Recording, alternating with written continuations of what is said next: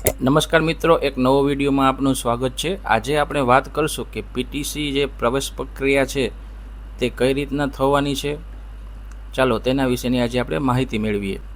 સૌથી પહેલાં જો તમે આ ચેનલમાં નવા હો તો ચેનલને સબસ્ક્રાઈબ કરજો, વિડીયોને લાઇક કરજો અને શેર કરજો। ચાલો આગળની માહિતી મેળવીએ।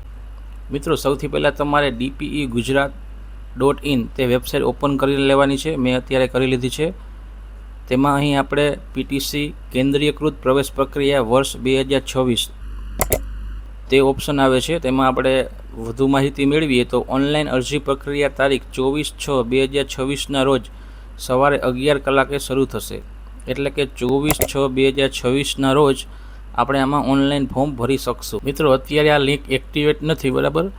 તો હવે આપણે આગળની માહિતી મેળવીએ કે કઈ રીતના આમાં ફોર્મ ભરવાનું છે, શું લાયકાત જોશે। ચાલો તેના વિશેની માહિતી મેળવીએ। મિત્રો, કેન્દ્રીય પ્રવેશ સમિતિ પ્રાથમિક શિક્ષણ ડિપ્લોમા 2026-27ના પ્રથમ વર્ષ પીટીસી પ્રવેશ અંગેની જાહેરાત છે। રાજ્યમાં આવેલ એનસીઈટી દ્વારા માન્યતા પ્રાપ્ત સરકારી, બિનસરકારી, અનુદાનિત અને સ્વનિર્ભર અધ્યાપન મંદિરો, જિલ્લા શિક્ષણ અને તાલીમ ભવનોમાં ગુજરાતી, હિન્દી, ઉર્દૂ, મરાઠી અને અંગ્રેજી માધ્યમ ચાલતા 2 વર્ષના પ્રાથમિક શિક્ષણ ડિપ્લોમા અભ્યાસક્રમમાં પ્રવેશ મેળવતા ઈચ્છતા ઉમેદવારોએ ઓનલાઈન વેબસાઇટ, જે આ વેબસાઇટનું નામ છે ptc.dpe-gujarat.in અથવા તો dpe-gujarat.in પર તારીખ 24/6/2026 થી સવારના 10 કલાકથી 5/7/2026 રવિવારની રજા સાથે રાત્રિના 12 કલાક સુધી ઓનલાઈન અરજી કરવાની રહેશે। ઓનલાઈન પ્રવેશ ફોર્મની હાર્ડ કોપી આધાર પુરાવા સાથે ચકાસણી કરાવી સ્વીકાર કેન્દ્ર પર જરૂરી ફી ભરી ફોર્મ જમા કરાવી પહોંચ મેળવી લેવાની રહેશે। એટલે તમે આમાં ફોર્મ ભરશો, પછી એક જગ્યાએ તમારે ઓરિજિનલ ડોક્યુમેન્ટ સાથે ચકાસણી કરવાની રહેશે। નક્કી કરેલ સ્વીકાર કેન્દ્રની યાદી જિલ્લાવાર વેબસાઇટ ઉપર મૂકવામાં આવેલી છે।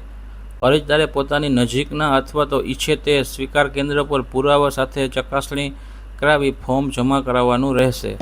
પ્રવેશ માટેની જરૂરી લાયકાત: ઉચ્ચતર માધ્યમિક પ્રમાણપત્ર પરીક્ષા ધોરણ 12 વિજ્ઞાન પ્રવાહ, સામાન્ય પ્રવાહ, વ્યવસાયલક્ષી અને ઉત્તર બુનિયાદી પ્રવાહમાં ઉત્તીર્ણ કરેલ હોવો જોઈએ।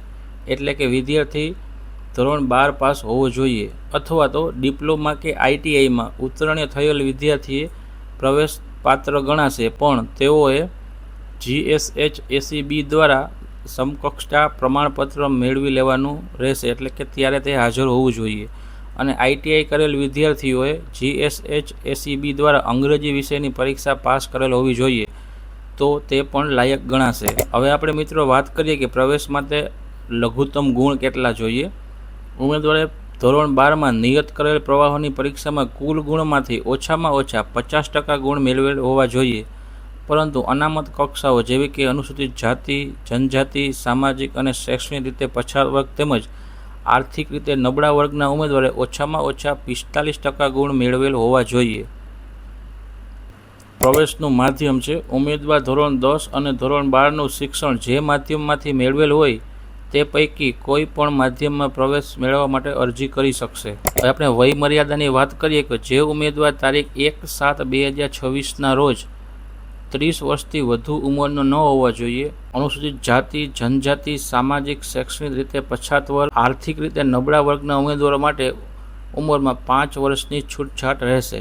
અનામત બેઠકોની વાત કરીએ તો અનુસૂચિત જાતિ માટે 60%, અનુસૂચિત જનજાતિ માટે 15% અને વિકલાંગ ઉમેદવારો માટે જે તે કેટેગરીમાં 5% બેઠકો, સામાજિક અને શૈક્ષણિક રીતે પછાત વર્ગના ઉમેદવારો માટે 27% અનામત રહેશે તથા આર્થિક રીતે નબળા વર્ગના ઉમેદવારો માટે 10% બેઠકો અનામત રહેશે। રાજ્યમાં આવેલ એનસીટીઈને માન્યતા પ્રાપ્ત તમામ સંસ્થાઓને લગત તથા ઉમેદવારને પ્રવેશ સંબંધી જરૂરી સૂચનાઓ, નિયમો વેબસાઇટ ઉપર મૂકવામાં આવેલ છે તથા જરૂરી માહિતી વેબસાઇટ પર મૂકવામાં આવશે। પ્રવેશ પ્રક્રિયા પૂર્ણ ન થાય ત્યાં સુધી સંબંધિત તમામે વેબસાઇટ જોતા રહેવા વિનંતી કરવામાં આવે છે। મિત્રો, આ હતી આજની માહિતી।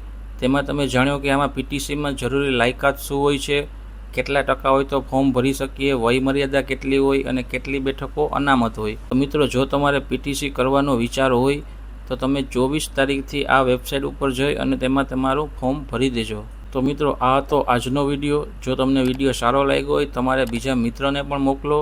વિડીયોને લાઈક કરજો, શેર કરજો અને ચેનલને સબસ્ક્રાઈબ કરજો. આભાર મિત્રો.